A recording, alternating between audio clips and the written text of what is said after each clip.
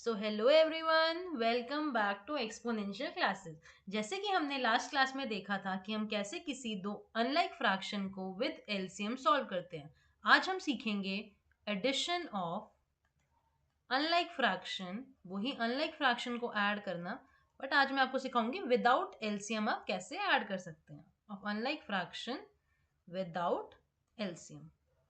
Okay, देखो हम एक एग्जांपल से सॉल्व करने की कोशिश करते हैं। ऐसे इसमें हमें एलसीएम वगैरह लेने की जरूरत नहीं पड़ेगी, बट इसका जो मेन मोटिव होता है इन टाइप के क्वेश्चंस को सॉल्व करने का, वो ये होगा कि अगर मेरे पास कोई अनलाइक फ्रैक्शन है, अनलाइक पता है क्या होता है, जिसके डिनोमिनेटर सेम नहीं होते, तो मैं उनको पहले उनके जो डिनोमिनेटर है उनको मैं लाइक फ्रैक्शन बनाऊंगी। वो हम सीखेंगे कि हम अनलाइक फ्रैक्शन को एक लाइक फ्रैक्शन कैसे बनाते हैं। जब आप अनलाइक फ्रैक्शन को एक लाइक फ्रैक्शन बना देंगे तो आप इजीली, इसका तो मैंने आपको एडिशन सिखा ही रखा है, फिर हम उस तरीके से इसको कंटिन्यू करेंगे। ऑलराइट, तो हम स्टार्ट करते हैं अपने एग्जाम्पल से, ज़्यादा इजीली क्लियर होएगा।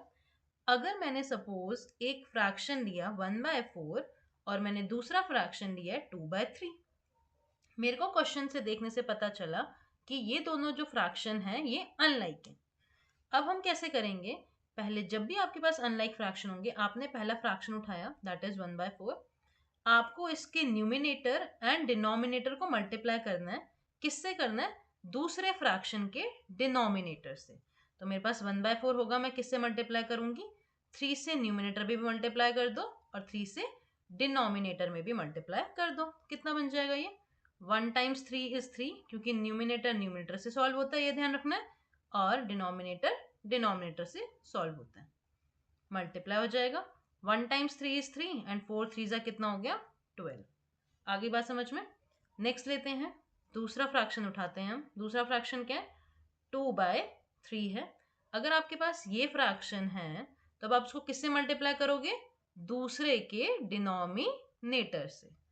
ठीक है, तो हम इसको सॉल्व करते हैं। 2/3 मैंने लिखा, मैं इसको करूंगी 4/4 से मल्टीप्लाई, न्यूमिनेटर में भी एंड डिनोमिनेटर में भी। कितना हो जाएगा ये? मेरे पास आ जाएगा 2 times 4 is 8 and 3 times 4 is 12। क्या तुम एक बात नोटिस कर पा रहे हो इसमें, कि जो मेरे पास अब इसके डिनोमिनेटर्स हैं दोनों में, क्या वो इक्वल आ गए? देखो, ये भी 12 हो गया, ये भी 12 हो गया। तो यही मेरा मेन मोटिव था कि मैंने इनके डिनोमिनेटर्स को कर दिया सेम कर दिया। तो अब हम क्वेश्चन कैसे सॉल्व करेंगे? 1/4 की जगह मैं क्या लिख सकती हूँ? 3/12 लिख सकती हूँ ना, क्योंकि मैंने 1/4 को ही तो 3/12 बनाया है। तो I can easily right that. तो मैं उसको मेंशन करूंगी, कितना हो जाएगा? 3/12 प्लस 2/3 की जगह क्या लिख सकते हैं? 2/3 की जगह लिख सकती हूँ 8/12, जो मैंने लिखा है। तो मैंने लिख दिया 8/12। अब आपको लाइक फ्रैक्शन तो आराम से सॉल्व करने आते हैं। 12 और 12 कितना हो गया? 12 हो गया, एंड 3 + 8 कितना हो गया? 11। तो मेरा आंसर कितना आ जाएगा? 11/12। बात समझ आ गई कि आप कैसे किसी अनलाइक फ्रैक्शन को विदाउट एलसीएम सॉल्व कर सकते हैं। आप इनके डिनोमिनेटर्स को सेम बनाएंगे। बनाएंगे कैसे, वो भी समझ आ गया। एक फ्रैक्शन उठाया, दूसरे के डिनोमिनेटर से इसको हमने मल्टीप्लाई कर दिया, तो मेरा अपने आप ऑटोमेटिकली जो मेरे डिनोमिनेटर है वो सेम बन जाएंगे। एक और एग्जांपल लेने की कोशिश करते हैं। एक और है, जैसे 1/4 प्लस 2/7, ये लेते हैं, साथ साथ करेंगे आप भी। ठीक है, क्या लिखा मैंने? 1/4 दूसरे के डिनोमिनेटर दैट इज 7 से मल्टीप्लाई किया। अब थोड़ा स्पीड में करना है हमें। ओके, कितना हो गया? 7 टाइम्स 1 इज 7, 4 7 जा 28, ये हो गया, मेरे पास आ गया। सेकेंड हम लिखेंगे 2/7 को मेरे को दूसरे के डिनोमिनेटर से मल्टीप्लाई करना है, दैट इज 4 से करूंगी। कितना आ जाएगा? ये 8 आ गया, ये भी आ गया 28। आराम से हो गया यहाँ तक। क्या लिखेंगे हम इसमें? हम अब 1/4 की जगह लिख लो 7/28 और 2/7 की जगह लिख लो 8/28। इनको प्लस करेंगे, कितना आ जाएगा आंसर? 28 यहाँ आ गया, और न्यूमिनेटर कितना आ गया? 15।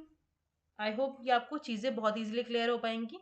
देखो, मैंने आपको ये टॉपिक समझाया, बट आई प्रेफर कि आप हमेशा एलसीएम से ही करा करो। जब आप हायर क्लासेस में जाएंगे, जब आप नेक्स्ट क्लासेस में जाएंगे, तो आपको ईजिली जल्दी हो जाती हैं एलसीएम वाली चीज़ें, क्योंकि एलसीएम निकालना फिर आप बहुत अच्छी तरह ईजिली आ जाता है। ठीक है, तो मैं तो प्रेफर हमेशा वही मेथड करूँगी, बट हाँ, ये मेथड होता है और ये थोड़ा ईजी सा भी होता है, इसलिए मैंने तुम्हें मेथड बताया। ओके, एक एग्जाम्पल लेते हैं। एक एग्जाम्पल तुम करके देखो।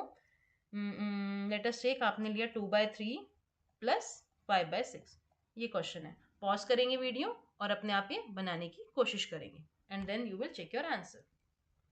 आई होप आपने अब इसको आंसर को कर लिया होगा। देखो कैसे करेंगे। आप 2/3 का फ्रैक्शन को सेम बनाते हैं। तो 2/3 को मैंने एज इट इज रखा, इसको 6 से मल्टीप्लाई करा, कितना हो गया 2 टाइम्स 6 इज 12 एंड 3 6 18 हो गया। नेक्स्ट वाला कितना हो गया 5/6 को लिया, 3 से मल्टीप्लाई करा न्यूमिनेटर में भी एंड डिनोमिनेटर में भी, कितना हो गया 15/18। यहाँ तक लिख लिया।